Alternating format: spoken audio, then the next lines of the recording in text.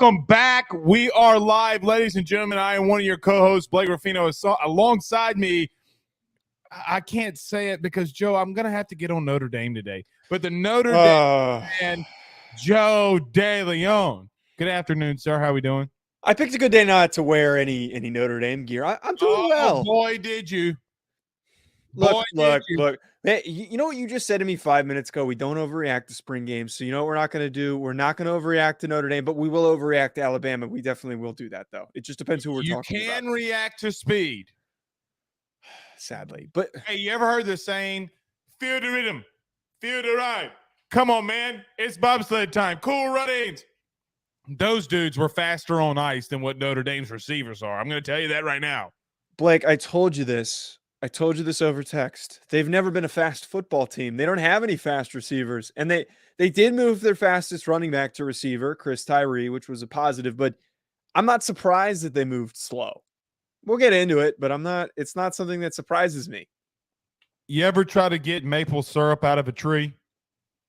No, I don't have a lot of maple syrup. It usually takes 2 to 4 hours for just even a little ounce sometimes. That is faster than Notre Dame receivers, baby. I'm just going to let you know. Is this going to be the whole show? Is this going to be the whole show? No. I mean, that take has so many things in context of why I'm crapping on Notre Dame today. Some of you know who you are, you freaking Rudy Poos. Anywho, I got to stick up for my man, so we're going to go after Notre Dame today. Okay. That's what I'm doing. We're going after him. All right. Okay. That's not all we're talking about, though. Colorado had their spring game. Bama had their spring game, which I'm sure we'll talk a lot of Colorado and Alabama, and then LSU as well. You told me before the show you want my real take on LSU. I will give it to you. Okay. I will give it to you. One team that we didn't talk about, too, that maybe we can talk about in the future is Florida State as well. I thought that they looked damn good. So a lot to talk about. The SEC. Oh, we're going to up the ante, and we're going to say that we're going to take away one of your home games if you storm the field. How stupid. Dude, and it's like such a soft time to put that out too, like in the middle of the whole spring game thing where everyone's focused on that. You got the draft coming up. Well, you know what happened last week? Coaches met with the commissioner. Well, yes. So what happened was he's about yay high. He's thinning up top. He got his cheeks clapped by Tennessee and LSU, and fan bases stormed the field. He's upset. Ooh. And by the way, you know that every morning he says he wakes up and eats 2 Little Debbie cream pies. Well, sorry, honey. Why don't you just go get some more cream pies? That's what I got to tell little Nick. Saban has turned into the grumpiest old man in man. all of college football. He's the old guy that, like, you're playing outside and then you find out he called the cops on you just because you were near his front lawn. He touched my blade of grass. Like he's turning into that. Like, Nick, please don't go down this path. Well, if he is the one complaining about it, which I kind of feel like he is, maybe you should find a quarterback before you start whining about teams storming the field. Yeah, I think that's a bigger issue. But again, grumpy old man's got other things that he's worried about. However, let me just preface, some people need to pump the brakes a little bit on Alabama. Pump the brakes. Joe, I saw some Rudy Poos out there today saying that their ceiling is 9-3. Oh no! Stop! Yes. What? Who? Yes. I'm not going to say who because it would start a whole fight and debacle. But that's what we do best. I just don't feel like getting a fight on a Monday. Hey, wait until Thursday and Friday when I start getting more pissed off. You know what I mean? Like things start brewing. Then maybe I'll cut off and say something stupid. But yeah, it's gonna be good to talk about all 4 of these teams who had their spring games this weekend. Very quickly, anything stand out before we transition into these games? No, I mean, I think all these games are the big thing that we're going to talk about is the whole Colorado situation because that's frankly messy. But I mean, Blake, I got to be honest with you, man. I got to get my one draft shot in there, dude. It's draft week. It is draft week. This is the best. Aaron Rodgers. This is the best week of the year, man. This is the best week of the year. I am unbelievably stressed out, but juiced up at the same time. You know what I compare it to? I was thinking about this today. Christmas, the day before Christmas morning. I've said that a million times on every radio spot that I've done. But the one thing that I think it compares to is it's like game week. It's the first game of the season. It's the summer. You're not in classes yet, and then you're like, wow, I got to get on the bus on Friday. I'm going all the way to Michigan to play this, this opponent that I've got coming up. You're kind of like, what do I need to do to get ready for this game? I got to watch all this final film. Maybe not for you. I was never nervous. Really? No, not in game week. I had a teammate that would throw up before every game, and I'm like, dude, what's the matter? Was he a linebacker? It's always a linebacker that does that. No, our guy. Well, I guess he was a hybrid kind of. He was a box safety, so I guess. I mean, I guess in today's game you'd call him a linebacker, but I mean, nevertheless, I just never got nervous. I got nervous for my wedding. Let me tell you something. I was the most nervous I've ever been in my life was when my son Ben was born. Man.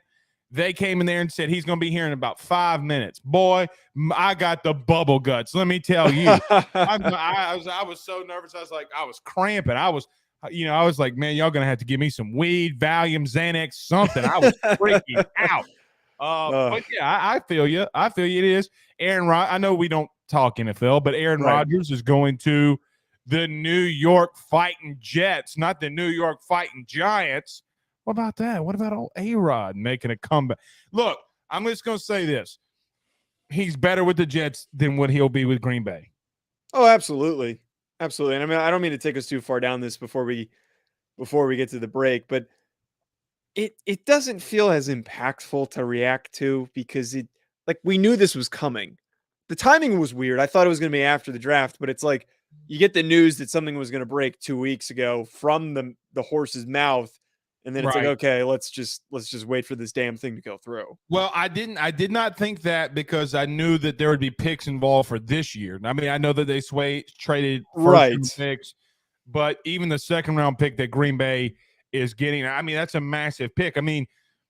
Let's just throw it out there. What if there's one of the late round guys? We're talking about like LSU. Like, what if there is a Pooh Ica that's out there and they might need a defensive lineman or BJ Ojulari or Emmanuel Forbes, whoever.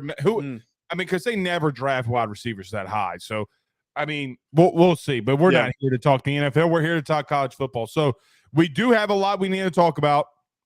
Joe, we do have some questions firing in for you. Yeah, we will answer that question once we get out of the break. But let's talk about our good friends, though, over at betonline.ag. Guys, use your mobile devices to sign up today. Use that promo code BELIEVE50 at checkout. Everybody do us a favor by hitting the like and share if you're on Facebook. Subscribe if you're on YouTube. Hit that notification bell. And wherever you listen to podcasts as well, rate, review, and subscribe. So, Joe, let's take our first break. We'll be back in 50 seconds. We got a lot of spring football that we have to discuss. And the SEC trying to make some rule changes. You freaking Rudy Poos. You no good mother. BetOnline is the fastest and easiest way for you to wager on all of your favorite sports, contests, events with the first-to-market odds and lines. Find reviews for all the news for each league, including Major League Baseball, NFL, NBA, NHL, combat sports, college sports, esports, and even golf. BetOnline continues to be the top online resource for all of your sports information for live in-game betting, props, and futures. Head on over to BetOnline today and use your mobile device to join and make your first sports bet. Use our promo code BELIEVE50, that's BELIEVE50, BLEAV 50, to receive your 50% off welcome bonus on your first deposit. That's betonline.ag, betonline.ag.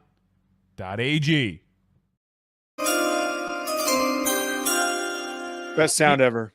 The SEC, it is, especially if you're getting drafted. But the SEC today, Joe, let's waste no time. The SEC came out today and said that they were going to potentially up the ante for teams and universities that storm the field. Now, last year, Tennessee did it. LSU did it. Both teams playing Alabama. When they did it, I don't really remember. I think Clemson did it maybe. I forget. But But nevertheless, they're trying to, quote unquote, up the ante and potentially taking away home games for schools whose fan bases storm the field. Number one, I don't think that you can do that. I think that's abuse of power by Greg Sankey. And then number two, why would you do it? You do know that if 100,000 fans wanted to do anything on a football field, they can do it. There's nothing stopping them. There's not enough security in the world that can stop crazy 100,000 people to storm the field. Joe, what do you make of that? Because I think it's just absolutely ridiculous. Right. Like, I just don't understand what the SEC and Sankey expect these universities to do. You can't control. You would have to take extreme measures to prevent drunk college students and drunk 20, 30-year-olds from storming the field. And honestly, look, this isn't the best answer. I think some people might disagree with this. I think it's one of the best parts of college football. I agree. There are some memorable moments from people storming the field. Obviously, there's the negative ones, like the band is on the field. Like, that's negative impact of a game. I mean, Jermaine Burton punching a girl. Okay. He punched the girl, bro. He punched which was the girl stupid. Okay, I mean, come on. That's pretty stupid. He's a dumbass for doing that. He's a total dumbass for doing that. But the positive outcomes are like, we get all these fun moments. We get Tennessee fans carrying the goalpost and throwing it in a river. Like, that's awesome. I want more of that. That stuff's great. That's why we watch college football. No one's going to do that at an NFL game. Stop making this NFL games. Stop changing the damn time. Stop changing the rules. Stop taking away the storming the field part. I want to watch a bunch of crazy people storm a football field. It's the best part about the game. Yeah, and you know what else too? Like, in LSU's case, like, people were stealing the pylons. I mean, like, who steals pylons? You know, I'm with you. I let me say this. I do understand what Greg Sankey's trying to do. I do think that there can be, Joe, there's going to be one day that a fan base storms the field and somebody gets knocked out. Okay, like, I get that. Look, either way for me doesn't bother me. Storm it, you storm it. You don't, right? Like, it doesn't really matter to me. How many times does it really happen in a season, though? You know, like, how many times is it? Maybe. Because the likelihood of things like that, I mean, if Tennessee beats Alabama again, which will be in Alabama, Alabama's not storming the field. If LSU beats Alabama again, Alabama beats LSU, they're not storming the field. I mean, I get it with the A&M, but I mean, A&M had gone through a lot of stuff to overcome. I mean, that's a big win. You beat the number one team in the country. I have no issue with. Didn't South Carolina also did they storm the field against Tennessee? When they beat Clemson? No, when they beat Tennessee. Maybe. That one's kind of stupid. Like, you shouldn't be. Not really. Come on. Really. Well, let me tell you why it's not. Because since Steve Spurrier left South Carolina, man, they've been really struggling. But okay, at the same time, you beat a Tennessee team that was already like kind of out of it. Was like a little bit outside. Like that's a they nice weren't out of it. They weren't out of it. They were on the very outside. They were number 4 team in the country. Yes, there was a possibility that they didn't make it. But, like, I don't know, man. Like, I think that you storm. It's not a rival. If Tennessee would have won out, they would have been in the playoff. If Tennessee would have won out, they would have been in the playoffs. So I will agree that I'm slightly off there. But, like, my whole thing here is that, like, that's not really like a rivalry game. Like, that's like, it's just like, look, we had a big win this year. Yeah. Like, those ones aren't worth it. The Tennessee Alabama one, I'm 100%. Like, those are the types of field stormings. The LSU Alabama one, those are justified. I just don't care. I want everyone to rush every field? No, I just don't care. You know, like, there's two sides of this coin, right? Like, I get what Greg Sankey's saying. Like, if Greg Sankey would have came out today and said, listen, we will take home games because we just feel for player safety, coaches' safety, it's become a massive problem. Let me tell you this. Mm-hmm. A buddy of mine, Matt Trent from WBRZ, he was on the field when Alabama got upset by LSU. And if it wouldn't been for now going to be drafty this week or weekend, Jarek Bernard Converse then Matt would never have gotten to the other side of the field to get into the press conference. Luckily, Matt and I did a very exclusive interview with Jared Bernard Converse 3 months before that, okay?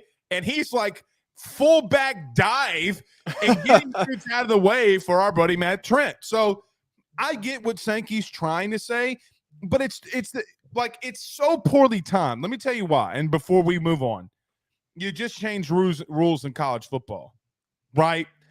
People are already upset. Joe, these dudes in the SEC, the NHL, bro, they're having massive debates in the NHL about Pride Night. Okay. And I'm just like, what's going on with this marketing department? You get paid $100,000 a year. Sometimes your best marketing is shut your mouth and let the product do it for you. Well, those slappies that work in New York are getting paid way more than that. I could probably guarantee you that. And the thing that pisses me off, though, is it's, to your point, the timing is horrendous because you've got a tone-deaf decision-making to change the rules in all of college football to then have a tone-deaf, no fun. They're both no fun decisions. It's like, let's alter things to make things more economical and efficient and more protective. And like, forget all of that. Why are we changing the integrity of a game that has nothing wrong with it? I understand the concerns, but to take away home games from a school that has no control over it, that's ridiculous. I agree. You know who stayed the exact same? Who? Notre Dame. So listen, I'm just going to throw this out there. Let's do this, Joe. I lied. Let's get these two teams out of the way because we're going to spend a lot of time on Colorado and Alabama, like another 40 minutes. Yeah. Do you want to – let's touch on Notre Dame and LSU right quick. Okay. If that's cool with you. Yeah. Look, for me, I thought Sam Hartman looked composed. I'm going to be honest. I thought he looked good. Okay. I thought he looked as good as I thought you should expect him to look. They're all right at quarterback until he gets hurt. Bugner has not improved. Okay. Yeah. He just has not improved. The massive thing for me was Marcus Freeman before the game was talking about how much more speed they have. Where? There's no place that I saw speed. Like when I watch Florida State, when I watch Alabama, when I watch Georgia, when I watch whoever, no, that's speed. Where did you get better at? I just don't see it. I think offensively, their offensive line, they look big, they look physical, they look good there. Defensively and offensively, where are your playmakers? Because I just don't know if you have them. That was my takeaway from the spring game. Nobody showed me enough to where I could say, okay, well, Notre Dame's got some athletes on that team, like some real athletes on that team. Your thoughts? Well, I said this to you when we were texting. Look, Notre Dame's always been built to, one, have an elite offensive line, which they have again. Both tackles, Blake Fisher and Joe Alt, are fantastic football players. And I think from gap to gap, they're really solidified. And to your point, like, until Sam Hartman gets hurt, the guy's going to be the most well-protected guy and quarterback in the country. I would be shocked if he is not a top 5 least pressured quarterback in the country with everything that's going on in front of him. I'm a little concerned that like Lorenzo Styles hopped in the portal, who was supposed to be one of their better receivers. There was this optimistic outlook for him this upcoming year. I don't know the full story there, admittedly. I'm not as caught up as I wish I was to know that situation. They also, Prince Collie hopped in the portal, who frankly was very underwhelming. And you texted me about him because I just know the former 5-star for reference. And I could guarantee he probably ends up at LSU, knowing the connection that he has to Brian Kelly. And that's why you definitely asked me, because of that possibility of him ending at LSU. But I'm not worried. I don't know that. Dude, name a player that's left Notre Dame to go to LSU. No, well, not that many guys have hopped in the portal since Brian Kelly left. So my point here is that if anyone hasn't been any guys that have left Notre Dame to go to LSU, though, just for reference. I just think in general, not that many guys have hopped in the portal. Just overall, not that many guys have, which is surprising, which usually doesn't happen when you transition coaches. Right. I'm not worried about them being slow, though, because you know what was their bread and butter last year was Audric Estime and Logan Diggs running the football, having a very downhill running approach. I know that they need speed at receiver. I'm optimistic that Chris Tyree moved to receiver, and I know that he's got good hands, and he's the fastest running back on the team, and he's playing receiver.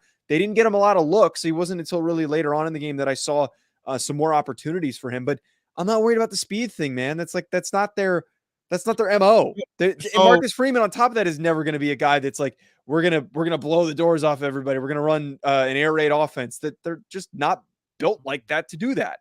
oh yeah, Jay Bramlett with the punter was the only one. I that popped in the back of my head. And I'm like, I'm not bringing up the damn punter. yeah, you're right. So, two things again, as we mentioned, can be true at once. I agree with you. There's nothing there that I disagree with, but I do believe that teams are held to a different standard. Okay, whether I like Notre Dame, love Notre Dame, hate Notre Dame, doesn't matter. They're held to a different standard. That standard, what is it? A typical Notre Dame fan that you pull off the street says, hey, what's your expectations that Marcus Freeman needs to hit? I would assume it would be competitive and potentially, if not, make the playoff. Joe, I get what you're saying. You're not beating USC with that offense. You're just not. The teams that you need to beat, you do not have enough athletes on the outside that if you got in a shootout with USC, do you feel confident right now that USC and Notre Dame, that USC can't run away with it because they just score so many points? I have faith that they could compete with USC, but with USC, but I'm not saying, but that's not their style of game. They're not going to get into a shootout with USC if they want to win that game. They are going to grind them out, is the way that now it's easier said than done. You're going to have to score with them punch for punch. That's my point. You're going to have to score with them. And I'm talking about offense and defensively. Joe, they just don't have the weapons. To win national titles, you got to have the weapons on the outside to do it. Am I wrong? Tell me where I'm wrong. You're not wrong. So if I'm not wrong, then they got to – listen, the Brian Kelly method of winning at Notre Dame was good for him. For him, Marcus needs to flush that crap down the toilet. I mean, when you take a poo, you flush it down the toilet. Brian Kelly had a way of doing things. It won for him. It does not mean that it needs to happen for Marcus Freeman. Now, is Marcus Freeman being hamstrung offensively? Maybe. Joe, I watched 10 minutes of that game, the full game. Yeah. And the first thing that I texted a scout that was at that game, which I hope I don't expose him, okay, because he might have been the only guy there out during draft week, he goes, Blake, they're just slow. They're just slow, right? Like, they have some freshmen coming in. I get that. But you know who else has a bunch of talented freshmen coming in? Everybody that they're trying to compare themselves to, right? I watched Blake, not to cut you off. Okay, no, you're fine. Go ahead. And I watched a Notre Dame team get to the playoff with Ben Skoranek. Ben Skoranek is their number one receiver, who is the slowest white receiver in college football at the time. He's on the Rams right now. Not a good athlete. Different coaching staff. But it's a similar talent core. It's going to take time to get those athletes. They try to go for what, Joe? The time for coaches to say, give me time. When you have academic restrictions for getting guys on the roster, it's going to take longer to completely transform the roster. It's just going to be a lot harder to do. They got some really good speed with these young freshmen that they're bringing in, but most of them aren't there, and most of them aren't going to take meaningful snaps this year. I'm so tired of hearing about the academic restraints. I'm so tired of hearing it. It's part of what they have to deal with. Michigan has the same exact thing. Joe, I know the three receivers that Alabama signed, literally, one of them was an academic All-American. That's a completely different conversation. It's not. Because Alabama can recruit into Notre Dame. Alabama can recruit both academically and academic high achievers and non-high achievers, those that are struggling academically. Notre Dame can only recruit guys that fit their admissions requirements. It's a different conversation. Alabama has an advantage. That's what your point is. Oh, it's just such an excuse. If you want to win natties, you got to get better out there. That's it. It is an excuse. I'm not going to disagree with you, but they're bringing in speed in this upcoming 2023 class. USC is a private institution. Look what Lincoln did in 1 year. USC is such a different animal. It is such a dude. I have no faith that most of these kids are even going to class the way that team acts. That is can't argue with that because that is an influencer locker room. That's what that is. It's a bunch of guys that want to get their Instagram followers up. That's what USC is. Sounds like you're telling me that there's a ceiling of not winning natties. I'm saying that I think you're doubting them too much. Give them time. If they're 9-3, Joe, that's the standard for them. That's the bottom line standard.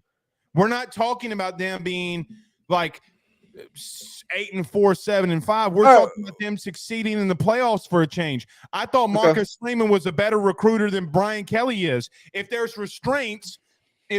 restraints, then how is it Brian Kelly's fault when he was there? That's my whole point. Now, I get it. We're going to talk about LSU. Now, it's the new rivalry between LSU and Notre Dame. I get it. I get all that. You know who doesn't have those issues? LSU.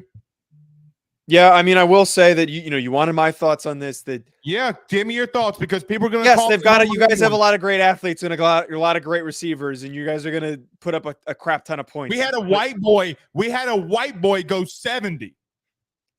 That must be nice. He runs a 4.3 flat. Look, again, LSU, you guys look really freaking good. Hey, does it come to actualization though? Does it come to actualization? Did you hear what happened on the TV when he was running? This was the sound that everybody heard around the world. Look, I'm just going to ask this plain and simple, Blake. That's all nice and all, and we're not going to sit here and overreact to spring games too much. Can you beat Texas A&M? Did you beat Stanford? I'm not talking about Notre Dame. We're not talking about Notre Dame. You guys have all of the. No, I'm not saying did you. I'm saying can you? See, here's the difference between Notre Dame and LSU, which bearded goatee Rudy Poos don't seem to understand. You had 79 scholarship players. LSU had 31. I'm talking about next year. I'm just my own point, and I know I'm going to piss off. Would LSU beat A&M? Yeah, because it's at home. If that game was away, I would feel much different. Like, it's just one of those things. Like LSU going to, as an example, going to Ben Hill Griffin Stadium. I don't like them going to Florida. I don't care how bad Billy Napier is as a coach. Yeah, I just don't like them going there. But in reference to LSU, you want your take? I mean, go ahead, because people are going to call me a homer, but you told me, Mr. Blake, give me your takes. Look, all I was going to say is, and I'm completely antagonizing here, is that, look, it all looks great. You've got all these explosive athletes and stuff, and you guys, look fantastic. And that's the result that you want to put on the field. It's just, does that translate to a full season of success? No dumb losses, because again, as a former watcher of Brian Kelly on a week-to-week basis, the guy has a tendency to lose stupid games. I'm going to throw this out here that you're not going to agree with. You ready? I definitely won't. Okay, but I think I could back this up. Okay. Brian Kelly has more talent at wide receiver at LSU in 1 year than what he had at Notre Dame in his entire career. I disagree with that. He had multiple guys that were first, second round picks. Joe, Chase Claypool, you better go look up Joe, Miles Boykin. Joe, who leads since 2000 first round picks at receiver in the country? But we're talking about the current roster. I get it. Just humor me. It's LSU. They got 3 right now. They have 3 right now. They have potentially 3 right now. So as an example, going into last season before Kayshon Boutte fell off the face of the earth because he didn't really want to play, you considered him a first-round pick, did you not? Somehow I did. Well, I mean, Joe, he led the entire country in receiving yards and touchdowns before he got hurt, and it took 3 weeks for somebody to beat that record. That would be my only thing. They got other ones, okay? My whole thing with LSU, the wide receiver room does have to get better in reference to drops. They led the SEC in that stat. Mm-hmm. I think Malik Neighbors is a dude that you're going to talk about. He was one of your sleepers. Okay, like they have guys. The thing is ultimately going to be, and I think that they have 2 quarterbacks that can compete. I from what I just saw, the flashes at LSU remind me a lot of when Saban was here, brother. I because of the cleanness, right? Like with Les and Ed, it was just always just so chaotic. Right. Okay. Right. I don't look at the stats. I don't care that Jane Daniels went 10 of 11 for 170 yards and 2 touchdowns. I don't care that Garrett Nussmeier did damn near the same thing. Did the O-line pick up the blitzing? Yes. Did Harold Perkins look like a dog? Yes. Oh, and by the way, they have another 5-star right tackle coming in. I just believe personally the way that Omar Spates is a guy a year from now. Mark this down, write this down. Omar Spates from Oregon State, unreal. Oh, he's looked fantastic. He's looked fantastic. I just feel that LSU right now under Brian Kelly is much better than what I think some people thought that they would be. Now, again, are we going to really overreact to an LSU spring game? Right. No. But I just think that there was flag. The only thing I need to see, did the quarterbacks run the offense like they left off at Purdue and Georgia? And Joe, they did. They left off or picked up where they left off a season ago, which is all I needed to see. I'm not going to overreact. The SEC, as you mentioned, is a gauntlet. You got to go to Alabama. You got to play Florida State and Orlando. It's a very tough schedule. Even if they were to go 9-3, I don't think that that's a down year for them. I just think that they've gotten better, and Jane Daniels has improved massively. So here's a thought I want to throw out there for spring games just in general that I'm curious if you agree with it or not. I think if a team has a really good spring game where everything looks good, it doesn't mean anything. And just in the sense that it doesn't really tell us for sure what's going to happen next year. But if there are a lot of problems, noticeable problems, that is usually more telling than if the game is good. That's it. So let me what you just said in 2 sentences is what took me 12 minutes to just say. Okay. Yes. Like I summarized it. The summation of that is essentially that. Basically, look, let me give a more detailed, because when I'm on the AYS show, we break it down more into a detail. Yeah. Joe, did the O-line pick up every blitz? Yes. I'm okay with I am okay with guys getting beat one-on-one. Could care less if guys are getting beat one-on-one. Did you pick it up? Right. Right? If you picked it up, I'm cool with it. Did your receivers have a drop Saturday? No, Joe.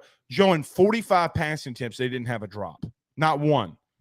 Okay, well, that was your worst statistic last year. Okay. Did you have penalties? Wait, you didn't have any penalties? Oh, That's okay. Good. You didn't have any procedural. But to flip on the side, and as we transition here, I look at Alabama. They did not get better in that. Okay? No. There are teams that didn't get better in that. And then as we start talking about these two teams, look, Joe, again today and this morning, I think I didn't text you this. I texted Eric Weinberger, who's coming on our show tonight, our good buddy over. I texted him this because I thought I was texting you. Maybe I was had a couple of drinks. Who knows? Probably. Buddy, it's not as bad from out. So let's talk about Alabama. It's not as bad as some people are making it out to be. Okay. Jalen Milroe and Ty Simpson, it wasn't as bad. Now, did they start off slow? Yes, they did. They started off extremely slow. However, it's not like the wheels are completely falling off over there. They just do not have guys at quarterback that I think that can lead them to the promised land. We talked about this on Saturday. You brought it up perfectly. The only way that they win the SEC is they're going to need everybody around the quarterback to step it up a notch. That's all that it told me. You talk about the 3 interceptions. Well, not to overreact to that either. Garrett Nussmeier threw 3 last year and went out there and lit Georgia's ass alive last year. Yeah. But it's just the way that they looked that you can sit back and say to yourself and ask the question, what's really going on there? I guess when you watched Alabama, what were your thoughts? I think the way that you just described it is a great way to look at this, where the quarterback play is bad, and that is worth acknowledging, but everything else is normal. Everything else is what we're used to seeing with Alabama, where the offensive line looks massive. There were pictures of Caden Proctor, who's a freshman. Dude, that dude's a beast, bro. And there's like pictures like, this is a grown-ass man that's 18 years old. This guy is... I hate to interrupt you. I'm going to tell you this right now because me and you are going to have this conversation in 4 years. He could play guard or tackle. It doesn't matter. Yeah, dude, my man's got some really nice flexibility. The dude moves really well. The one of the issues that a lot of times you see with these younger tackles is kind of like a weird take, or just young offensive linemen. a lot of them don't have a lot of weight in their ass, and they don't have a lot of lower body strength because first off, pause. Full play on that because they haven't had a full strength conditioning program to build up the lower body strength. But like Proctor's got that, and they got across the board like these young athletes that they just added.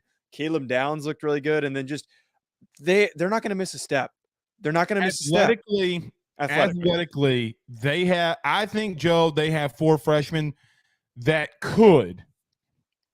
I'm not going to say Harold Perkins level of impact.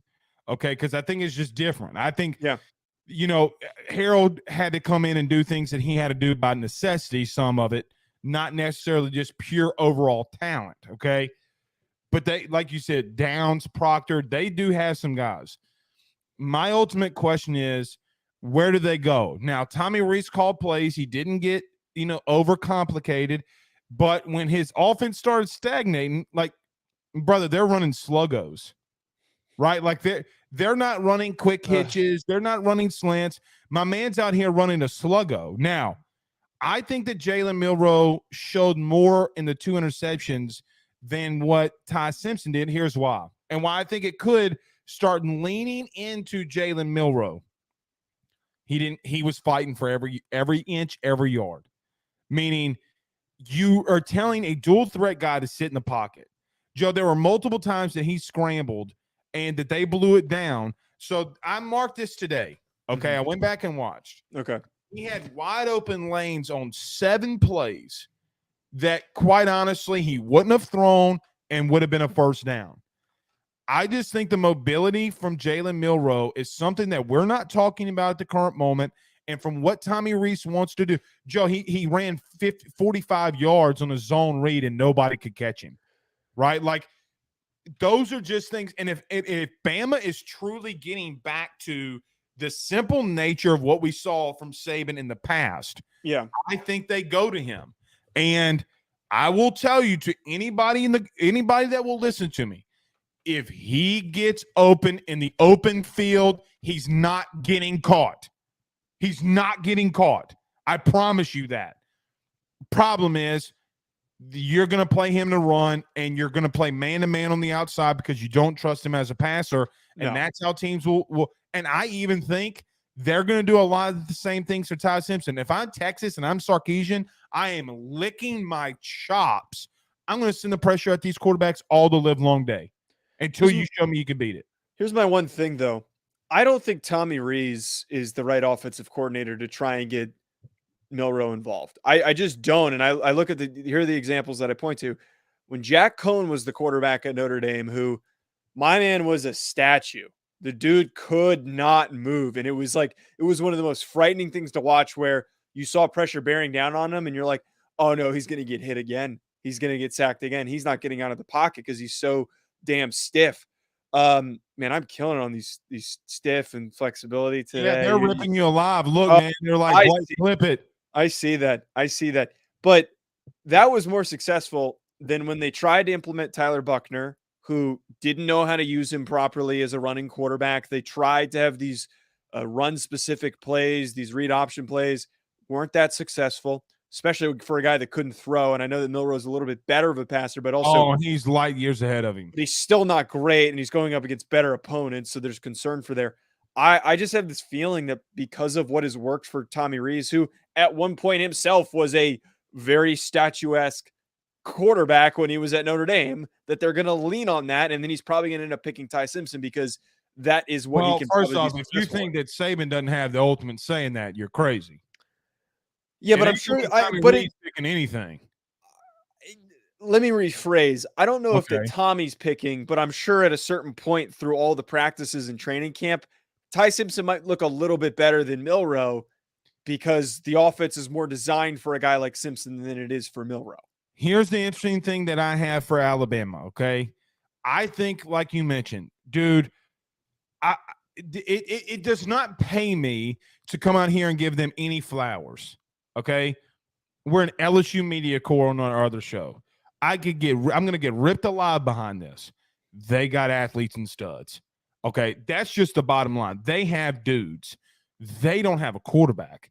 It's going to be interesting to find out if somebody does ultimately go in the portal. Yeah. Or a grad transfer that they can go and get. I just don't know if they do that, though. We'll have to wait and see. I think they go into the first game. I think it's Kent State that they play, or Middle Tennessee State, or Middle Tennessee. I don't remember that they play in week 1. They're going to play both dudes. I don't know who's going to start, but it's not going to matter because both guys are going to play. Yeah. And whoever comes out of that game is going to be your starter for the foreseeable future. And then you go into Texas, then you find out what you really got.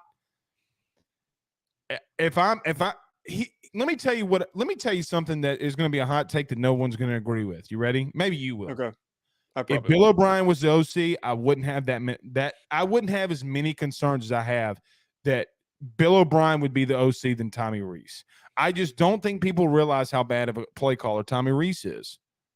Right, and that was what I said. That was what I clipped from Saturday, is that Tommy Rees isn't a guy that I can trust to overcome quarterback inconsistencies. I just shared the stuff. I don't actually listen to us. I can't stand to listen to us. That sounds about right. No, I'm just kidding. No, but that was my whole point, is that like I don't trust Tommy to figure out how to overcome limitations. He had limitations and he had positive traits to work with a quarterback, and he didn't know how to operate. He didn't know how to work to the strengths of his quarterback. So like I totally agree with that. I'd be more confident right now if it was still Bob compared to if it was Tommy Rees.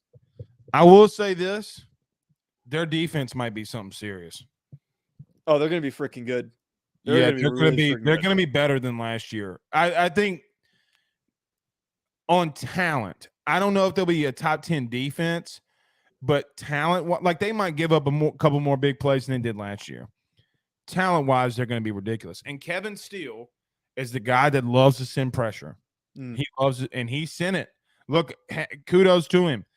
He put those quarterbacks in some really sticky situations that they couldn't get out of. They sent some heat, and they just have some dudes defensive. Their front seven is going to be pretty nice, I think. I think that their front seven is going to be nice. Yeah, and their secondary too is where I think his look. We can sit here and talk about every position group being good, and like I also want to throw out there like Kool-Aid McKinstry, man. I think that guy's gonna be a dude next year. I think he's really gonna be something that we talk about. We're right. He was good as a young player this year, and I think next year he's gonna take that next step of being one of the. What a hell of a name! What a hell of a name! It's a nickname, but still, it is an awesome name. I mean, who cares if it's a nickname or not? I mean, Kool-Aid McKinstry. You know, that's one of the better names in college football. I do got to admit that. Does he have the @Kool-Aid handle? Did they give him that? I think they did. I think he got an NIL deal with Kool-Aid, which is awesome. Pun intended. Cool. You know, I just think their front seven is going to be fine. We'll have to wait and see what happens with them at quarterback. You know who I thought was a little underwhelming? Colorado. Yeah. Thoughts? Really? Yeah, they're small. They're small. So they're super small. You ever heard? You know, McDonald's does supersize me. They're super small. Supersize that thing. They're super small.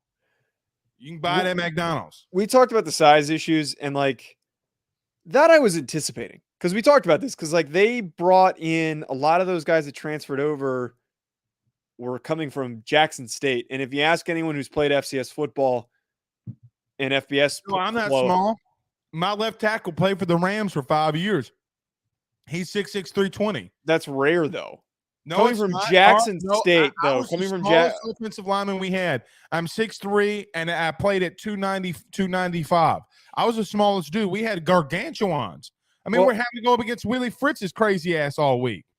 True. Well, I mean, my fat ass roommate Sean was 6'6", 320 pounds. So like he was a big boy. He was a big boy in an FCS program.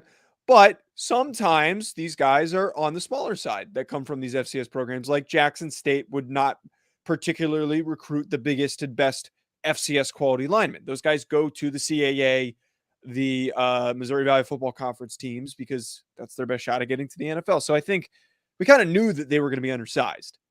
The bigger issue right now is that 15 kids just hopped in the portal, and a couple of them were their better players that had really good spring games that said, peace, I'm out. Deion said it was coming, though. I understood. Like, let's say this: 10 of those kids weren't good enough to get in the starting lineup, and they left to leave. That's just an approximate number. But to lose a kid who had the best receiving total and 2 touchdowns to hop in the portal, who Shedeur on Instagram Live apparently was hating on him. Yeah, was hating on him. Was giving him giving him crap for doing that. Which, by the way, to Shedeur Sanders, didn't you leave Jackson State? Right. It's like, what are you getting upset over? Like, you're getting upset over a guy that's trying to find a better situation, and you literally just did that, which is so stupid. But I don't know, dude. It's a little scary to me, man. Like, is this going to be something where guys hop out and leave after a year, and they've got all these decommitments that are happening as well from 4-star recruits? Like, I am not bringing it up because I read into that, but I'm saying that it is worth acknowledging because it is something that has happened, which is pretty not unprecedented, but significant. I think it's pretty significant because at the end of the day, you're going to need depth, right? What I don't think that Deion has fully grasped yet. Now, there's two things. Now, you could overreact. Joe, there's a lot of kids that are hitting the portal right now. Okay, so they can replace. They can do what's so crazy about this. They can go get 15 other dudes out of the portal. Like, they can go get 15 guys out of the portal right now, and it wouldn't hurt them. However, when you start doing now, and I was going to say there's two schools of thought. I mean, they were a 1-11 team.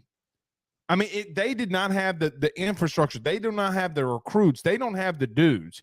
My whole thing based off the spring game, I don't care that these dudes are leaving. I asked today what's going on with Colorado in the portal. I'm with you there. Okay. I don't know, man. I just don't want to overreact to Deion already saying that some of you are going to have to hit the portal, and I'll tell you after spring. And by and large, they did. You know, that like they hit the portal, and I'm just not going to overreact because, Joe, if they go 6-6, that's a winning season. For them, absolutely. Absolutely, that's a huge season for them. You go to a bowl game for them, it's massive. I just think there's a lot of buy-in. The only thing that I will say, and I wrote this down and put like 10 stars to it, their ones were going up against their twos. Mm-hmm. Okay. Shedeur Sanders did not face his number one defense. So, Blake, he looked good throwing it to Travis Hunter. Well, you better look good if you're going up against the number twos. Travis Hunter's out there guarding a walk-on white dude. Yeah, he's going to look like a first-round pick. Yeah. Though, Deion did say that he was going to let Carmani McClain and Travis Hunter play both a wide receiver and DB if they wanted to. Now, that's crazy. That's fun. Like, just from like a football purist and just somebody who just loves football to like, that's great that this guy's playing both positions, but like, is that sustainable? Like, is that sustainable? No, it's not sustainable. Those kids are going to be tired. Like, I want them to play one side of the football really well. It's like when you talk to like, I don't know, like living in LA, I interact with all these 20-year-olds that do 5 different things, and they're not good at one thing. They're average at everything, below average at everything, because their attention span is focused on so many different things. Right. And it reminds me of that, where it's like, if you're young and developing, pick one position. It's fun. Go play receiver once in a while if you just need a little bit of spark. But are you that thin that you're going to put both those guys out there? That's like one thing that I've been a little bit hung up on with Colorado. They're small. I did not think that they would be that small. I don't know how they can keep up. I will tell you this. I love their OC though. I love their OC. Sean Lewis is a dude. He's a dude. Can they still win 6-7 games? I think that they can, but they're going to have to out-athlete some people, and they're going to out-athlete people with your dudes that you know that can play, and you're going to have to out-coach everybody. Joe, they're going to have to out-coach people. Like, they go to TCU week 2, I think it is. I don't. They're not going to beat TCU. I don't think they are. Well, you know what? Let me back up. No, don't throw TCU shade just to throw TCU shade. Stop. Don't do it. Don't do it. I'm really thinking hard. I don't know. I think they could beat TCU. All right, they're not beating TCU. Let's get real. Okay. But they could. I mean, Joe, they have multiple 5-star guys, 4-star guys that are out there. They have some talent in some positions. But, yes, with the circus comes the clowns. And when you got a circus, sometimes you're going to have to deal with talking to some clowns every now and then. And I'm not saying Deion's a clown. And I want Deion to succeed. I really think it's great for college football if he succeeds. Nevertheless, they got to get with it. They got to get with it. I really think that, and I know you hate me using the term, give them a year. Give them some time. They are more than any other team. I think that this is an exception where you can say that. Because they're coming off of having one of the worst the worst Power 5 roster in all of college football. Right. To then bring in a bunch of FCS guys to replace them. There were good football players that were highly recruited kids. But to do that and to hope that they can play up to a Power 5 standard in 1 year, it's going to take, they got to go after some bodies. They really do. They need to go after, in this upcoming recruiting cycle, just get as many big bodies as possible at O&D line to resolve that. That is something that's going to hold them back. And they're just not going to be built to go shot for shot or even to battle it out in the trenches against teams like USC, who, Utah. By the way, got Bear Alexander. Yeah, it's annoying. So annoying. Why is it annoying? Because I hate when USC gets good players. I hate when they get good football players. Because Notre Dame can't get them? Yeah, exactly. Because they're just paying these dudes. They're not going to class. Hey, hold on. Well, first off, they're just going to all the clubs. Well, you don't know all that either. I'm just making assumptions. I'm being an asshole. Yeah, you are making assumptions. You know what happens when you assume? What? You make an ass out of you and me. Okay. Nevertheless, Joe, that goes back to my opening point, though. I mean, not trying to get back to Notre Dame, and I know we're going down the way down catwalk. This is why you got to pay dudes, man. It's why you got to pay dudes. Colorado doesn't have the money to pay anybody, though. But the bull shicey. Bull shicey. What rich alumni? This isn't a Notre Dame's got rich alumni that aren't paying money. Here's the biggest misconception. Let me tell you something I did this weekend. Okay, you ready? I was at an NIL function, high rolling NIL function. You can guess for what team. All right. I know some of those dudes are in there making $100,000 a year. Okay. Like some of them, I know one of his businesses filed for bankruptcy. You know what he still does? He gives $45,000 a year to LSU. Okay. My point is, a lot of these NIL deals, everybody's saying this guy's getting $1 million, that guy's getting. No, they're not. No, they're not. I know what Notre Dame said allegedly that they were going to pay people. Joe, it was in half. It was in half. What they told those kids in recruiting is not coming to fruition. Okay? Yes, you can. The problem is you don't want to. Yes, that's true. Correct. So I'm in those meetings. I know how much Bryce Young got paid last year. And I guarantee you it was barely over $100,000 a year, barring like Dr. Pepper commercials. I'm talking about like true Bama. Correct. You get what I'm trying to say there, right? Come on, man. Come on. So to get back to Colorado, I just believe that they're too small for the P5. They don't have, and their play calling showed it. Joe, they're pulling linemen. They're trying to get the ball out in quick RPO slant routes, trying to make their playmakers make plays. And if they do that, they can be fine. But you know what happened? They got in the red zone multiple times. They couldn't gain a yard. They got a couple of running backs, Joe, that can really run. They do have players, man. Yeah. I won't deny that. But I just don't know how they're going to hold up in the trenches, and that, I think, remains to be seen. Yeah, when you have the athletes, which we knew that they have the athletes, you're going to have some spark plays, and you got to go to offensive coordinator who's going to set the guys up for those spark plays. But again, to that point, when they're asked to grind it out, short yardage, they're not going to have those guys for another year. They don't. All right. Good show. Notre Dame still stinks. So what do we learn? Notre Dame still stinks. Colorado needs to beef up. Alabama, apparently people in the SEC think that Saban's really going to go 9-3. Which won't happen. Don't overreact to LSU. Don't overreact to LSU. Don't overreact to anybody. Okay. So we could sit up here at the end of this year and say we were like, it's the whole, you know what it is? It's Anthony Richardson syndrome. And with that, we are the worst. out of here. Peace.